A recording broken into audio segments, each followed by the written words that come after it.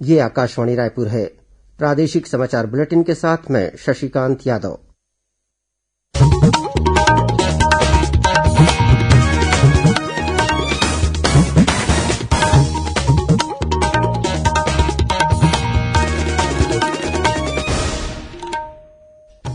और अब पेश है आज के मुख्य समाचार। प्रदेश के सभी नगर निगम क्षेत्रों के 49 केंद्रों में आज से 24 घंटे उपलब्ध होगी रैपिड एंटीजन टेस्ट सुविधा। कोरबा जिले में भी आरटीपीसीआर जांच के लिए आज से शुरू हुई वायरोलॉजी लैब। ब्लैक फंगस संक्रमण से राज्य के भिलाई नगर में पहली मौत दर्ज की गई। राज्य सरकार ने इस संक्रमण के मामलों को गंभीरता से लेते हुए जिलों में जरूरी दवाओं की उपलब्धता सुनिश्चित करने के दिए निर्देश। कोरोना संकट के मद्देनजर राज्य सरकार ने नवा रायपुर में निर्माणाधीन नए राजभवन, विधानसभा भवन और मुख्यमंत्री निवास सहित अनेक निर्माण कार्यों पर लगाई रोक।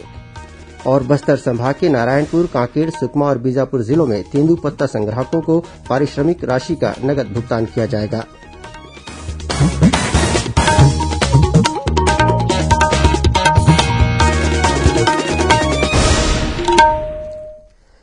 कोविड मरीजों की संख्या बढ़ रही है। श्रोताओं से अपील है कि कोई भी कोताही न बरतें, सुरक्षा के सभी उपायों का पालन करें और 18 वर्ष से अधिक आयु के सभी लोग निसंकोच टीका लगवाएं। 18 से 44 वर्ष के आयु वर्ग के लोगों का टीकाकरण शुरू हो गया है। 3 आसान उपायों का पालन करें और सुरक्षित रहें।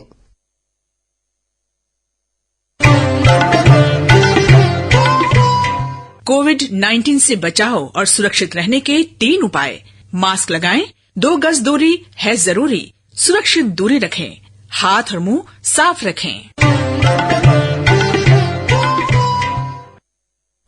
अब समाचार विस्तार से।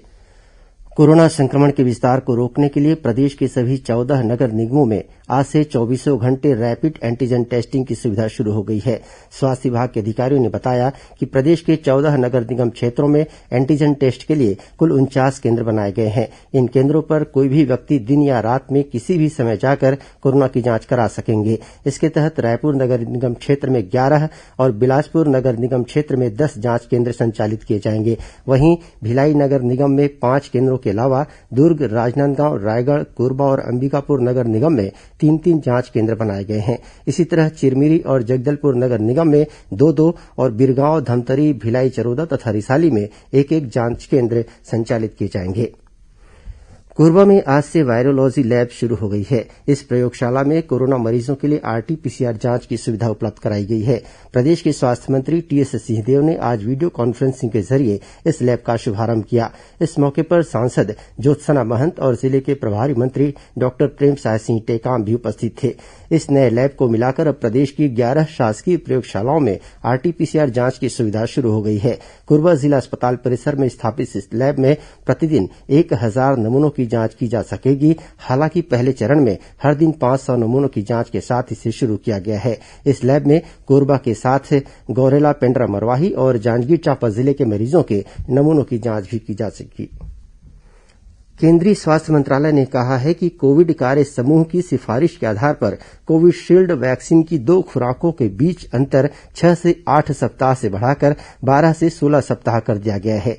इधर छत्तीसगढ़ में 18 से 44 वर्ष के नागरिकों के टीकाकरण के लिए सीजी टीका पोर्टल को काफी अच्छा रिस्पांस मिला है। इस वेब पोर्टल के शुरू होने के 24 घंटों के भीतर ही आज दोपहर 3 बजे तक 72,000 से अधिक लोगों ने अपना पंजीयन करा लिया। इसके जरिए पात्र नागरिकों को उनके टीका लगने के समय और स्थान की जानकारी दी जाएगी।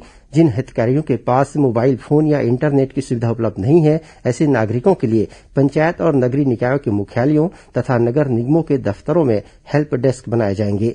इस बीच राज्य में 18 से 44 वर्ष की उम्र वाले 3 लाख से अधिक लोगों का टीकाकरण किया जा चुका है। वहीं रायपुर केंद्रीय जेल में कल 60 कैदियों को कोरोना का टीका लगाया गया।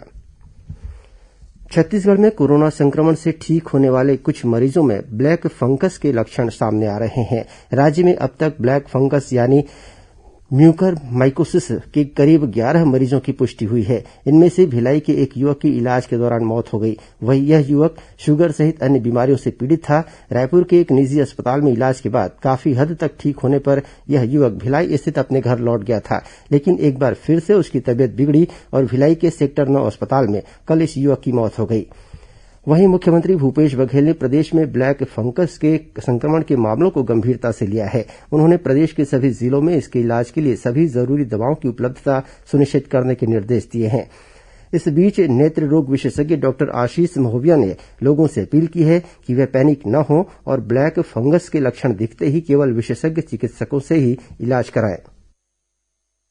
अभी पता चला है कि छत्तीसगढ़ में भी मरीजों की संख्या काफी बड़ी है ब्लैक फंगस के मरीजों की, जो कि एक गंभीर मामला है क्योंकि ब्लैक फंगस के मरीजों में जान का खतरा बहुत ज्यादा रहता है। It's a very lethal fungus, लेकिन ऐसा नहीं कि हर किसी को जान का खतरा हो जाए। अगर हम बहुत ज्यादा सावधानी लें तो हम इससे बच सकते हैं। किन मरीजों को सावधानी की ज्यादा आवश्यकता है? वो मरीज जो बहुत लंबे समय तक ऑक्सीजन इनहेलेशन लिए हैं, खासकर घर में, क्योंकि घर में हम वो सॉल्यूशन जो होता है जिससे ऑक्सीजन गुजरता है वो पानी डाल देते हैं, जबकि अस्पताल में उसको डिस्टिल वाटर या स्टेराइल वाटर यूज करते हैं। दूसरा, वो मरीज जो बहुत दिन तक अस्पताल में रहे हों, वो मरीज जिनको शुगर हो, जिनको दूसरी इम्यूनिटी कम करने की दवाइयां चल रही हों, खासकर कैंसर के मरीज, ऐसे मरीजों को खास ध्यान रखना पड़ेगा। डायबिटीज के मरीजों को विशेष करके ध्यान रखना पड़ता है, काले फंगस का इन्फेक्शन उनको ज्यादा होता है। मैं पुनः एक बार कहना चाहूंगा कि बहुत ज्यादा पैनिक न होकर हमें बहुत सूझबूझ से काम लेना चाहिए। लापरवाही भी उतनी ही खतरनाक है जितना पैनिक होना। बहुत सारे मरीज अगर सही समय पर इलाज कराएं तो पूरी तरह ठीक हो सकते हैं। यह बहुत इंपॉर्टेंट है कि सही समय पर हम डॉक्टर को दिखाएं। आप कृपया देरी न करें स्वयं से इलाज करने का या भाप लेके घर में रुक जाने का, ऐसा कुछ आप प्रयास न करें। खुद से इलाज करने का प्रयास न करें या किसी गांव के मोहल्ले के छोटे डॉक्टर को दिखा दिया, इसके प्रयास न करें। तुरंत आप किसी ENT स्पेशलिस्ट या आंख में तकलीफ हो रही तो आई स्पेशलिस्ट को जाके अपनी आंखों की जांच कराइए।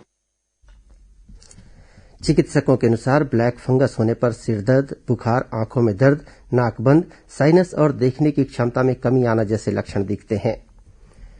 प्रदेश में कल कोरोना संक्रमण के 10,000 से अधिक नए मामले सामने आए। इन्हें मिलाकर प्रदेश में कोरोना संक्रमित लोगों की कुल संख्या 8,83,000 से ज्यादा हो गई है। वर्तमान में लगभग 1,22,000 से अधिक मरीजों का इलाज विभिन्न अस्पतालों या होम आइसोलेशन में चल रहा है।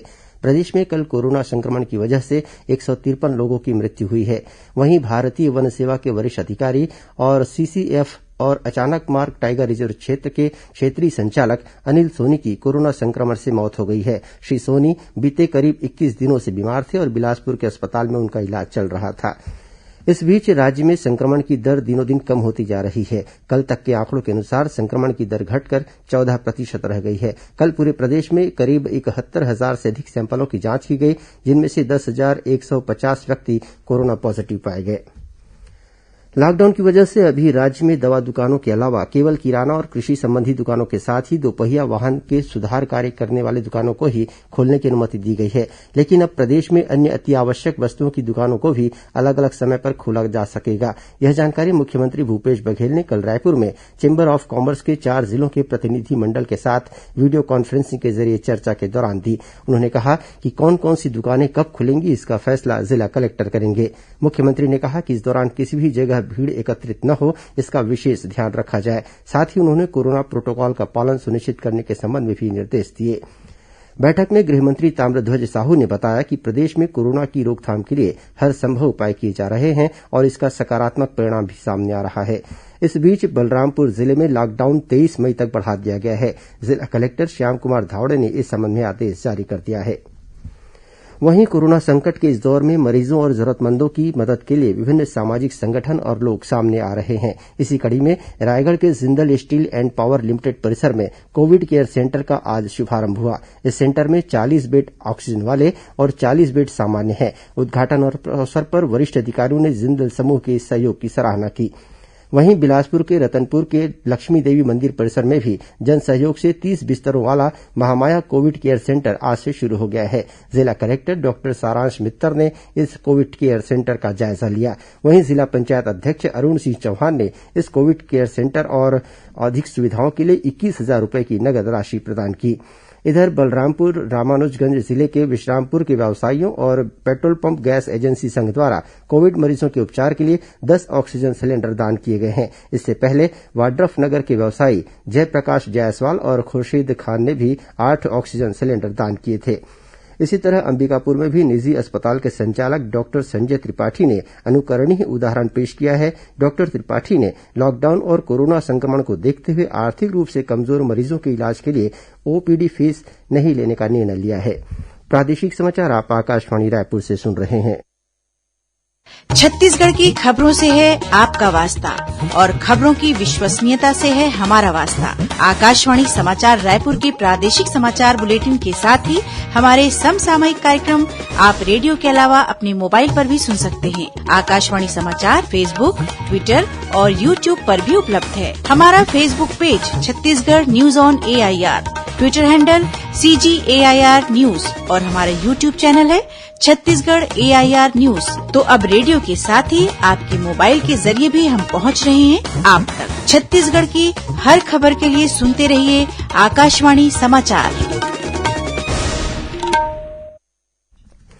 और अब आगे बढ़ते हैं बाकी के समाचारों की ओर। कोरोना संक्रमण के मद्देनजर राज्य में उत्पन्न परिस्थितियों को देखते हुए राज्य सरकार ने मितव्ययता के लिए कई अहम कदम उठाए हैं। इसी सिलसिले में राज्य सरकार ने नवा रायपुर में निर्माणाधीन नए राजभवन, विधानसभा भवन, मुख्यमंत्री निवास, मंत्रियों और वरिष्ठ अधिकारियों के आवास तथा नए सर्किट हाउस भवन के निर्माण कार्यों पर तत्काल प्रभाव से रोक लगा दी है। लोक निर्माण विभाग के प्रमुख अभियंता ने इस संबंध में आदेश जारी कर दिया है। इसके साथ ही सेक्टर 19 में नए विधानसभा भवन के निर्माण के लिए करीब 245 करोड़ और 118 करोड़ रुपए के कार्यों के लिए पूर्व में जारी निविदाएं भी तत्काल प्रभाव से निरस्त कर दी गई हैं। प्रधानमंत्री नरेंद्र मोदी कल सुबह 11 बजे प्रधानमंत्री किसान सम्मान निधि PM किसान योजना के अंतर्गत आर्थिक सहायता राशि के रूप में 8वीं किस्त जारी करेंगे। इसके तहत 19,000 करोड़ रुपए से अधिक की राशि 9 करोड़ 50 लाख से अधिक किसान परिवारों के बैंक खातों में भेजी जाएगी। प्रधानमंत्री इस अवसर पर कुछ लाभार्थियों से बातचीत भी करेंगे। कांकेर जिले में कोरोना पॉजिटिव होने के बाद एक माओवादी दंपत्ति ने संगठन छोड़ने का फैसला लेते हुए पुलिस से संपर्क किया। इसके बाद पुलिस ने इस दंपत्ति को कांकेर के कोविड अस्पताल में इलाज के लिए दाखिल कराया है। जिले के पुलिस अधीक्षक MR आहिरे ने बताया कि इस माओवादी दंपत्ति के स्वस्थ होने के बाद आत्मसमर्पण की कार्रवाई की जाएगी। इधर कबीरधाम जिले में भी सुरक्षा बलों ने 2 माओवादियों को गिरफ्तार किया है, लेकिन कोरोना जांच में दोनों ही माओवादी पॉजिटिव पाए गए हैं। इन माओवादियों को इलाज के लिए कोविड सेंटर में भर्ती कराया गया है। वहीं दंतेवाड़ा पुलिस ने एक माओवादी को गिरफ्तार करने में सफलता हासिल की है। इसके पास से 5 किलो वजनी टिफिन बम बरामद किया गया है। कुआंकोंडा थाना क्षेत्र के फूलपाड़ के जंगलों में घेराबंदी कर सुरक्षा बलों ने इस माओवादी को गिरफ्तार किया। बीजापुर जिले के उसूर थाना क्षेत्र से भी सुरक्षा बलों ने एक माओवादी को गिरफ्तार किया है। उधर नारायणपुर जिले के नेरनार गांव में बीती रात माओवादियों ने एक ग्रामीण की हत्या कर दी। कोरोना संकट को देखते हुए तेंदूपत्ता संग्राहकों के लिए हित में राज्य सरकार ने एक महत्वपूर्ण निर्णय लिया है। इसके तहत बस्तर संभाग के नारायणपुर, कांकेर, सुकमा और बीजापुर जिले के तेंदूपत्ता संग्राहकों को उनकी पारिश्रमिक राशि का नगद भुगतान किया जाएगा। इस संबंध में वन विभाग की ओर से आदेश जारी कर दिया गया है। वन मंत्री मोहम्मद अकबर ने बताया कि कोरोना संक्रमण और लॉकडाउन की स्थिति को देखते हुए मुख्यमंत्री से तेंदूपत्ता संग्राहकों को पारिश्रमिक का नगद भुगतान किए जाने का आग्रह किया गया था। बस्तर संभाग के 4 जिलों की सामाजिक और भौगोलिक परिस्थिति को देखते हुए यहां के संग्राहकों को नगद भुगतान करने का फैसला लिया गया। राज्यपाल अनुसुईया उइके ने कहा है कि कोरोना जैसी महामारी के इस दौर में सभी का सामूहिक दायित्व और कर्तव्य है कि वे एकजुट होकर इस संकट से उबरने की कोशिश करें। एक निजी विश्वविद्यालय द्वारा कोविड के खिलाफ लड़ाई और निकट भविष्य में युवाओं की भूमिका विषय पर आयोजित वेबिनार को संबोधित करते हुए राज्यपाल ने कहा कि संकट का यह दौर दलगत राजनीति से ऊपर उठकर मानव जीवन को बचाने का प्रयास करने का है। उन्होंने कहा कि विद्यार्थी और शिक्षक टीकाकरण के लिए लोगों को जागरूक करने में महत्वपूर्ण भूमिका निभा सकते हैं। संघ लोक सेवा आयोग ने 27 जून को होने वाली सिविल सेवा प्रारंभिक परीक्षा को स्थगित कर दिया है। कोरोना वायरस की मौजूदा स्थिति को देखते हुए यह निर्णय लिया गया है। परीक्षा का आयोजन अब 10 अक्टूबर को किया जाएगा। इस बीच दुर्ग स्थित हेमचंद यादव विश्वविद्यालय द्वारा वार्षिक परीक्षाओं के आयोजन के लिए समय सारणी जारी कर दी गई है। इन परीक्षाओं के लिए 15 मई से विश्वविद्यालय की वेबसाइट पर प्रश्न पत्र अपलोड कर दिए जाएंगे। सभी परीक्षाएं ऑनलाइन ली जाएंगी। वहीं परीक्षार्थियों को अगर प्रश्न पत्र डाउनलोड करने में किसी तरह की परेशानी होती है तो वे विश्वविद्यालय के हेल्पलाइन नंबर पर संपर्क कर सकते हैं। इन परीक्षाओं के लिए उत्तर पुस्तिका जमा करने के संबंध में अलग से निर्देश जारी किए जाएंगे। इस बीच कोरोना संक्रमण के मद्देनजर राज्य ओपन स्कूल की कक्षा 10वीं और 12वीं की परीक्षाएं स्थगित कर दी गई हैं। ये परीक्षाएं 24 मई से शुरू होने वाली थी।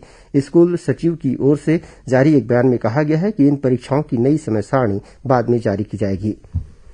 और अब पेश है मौसम का हाल। मौसम विभाग ने आगामी 24 घंटों के दौरान राज्य में एक दो स्थानों पर आकाशीय बिजली गिरने और अंधड़ चलने की चेतावनी दी है। मौसम विभाग के मुताबिक आने वाले 2 दिनों के दौरान राज्य में कुछ स्थानों पर बारिश हो सकती है। वहीं बीते 24 घंटों के दौरान प्रदेश के अनेक स्थानों पर हल्की से मध्यम बारिश हुई। इस दौरान राज्य में सबसे कम न्यूनतम तापमान 19 डिग्री सेल्सियस अंबिकापुर में और सबसे अधिक तापमान 39 डिग्री सेल्सियस दुर्ग में दर्ज किया गया। अब कुछ अन्य खबरें संक्षिप्त में।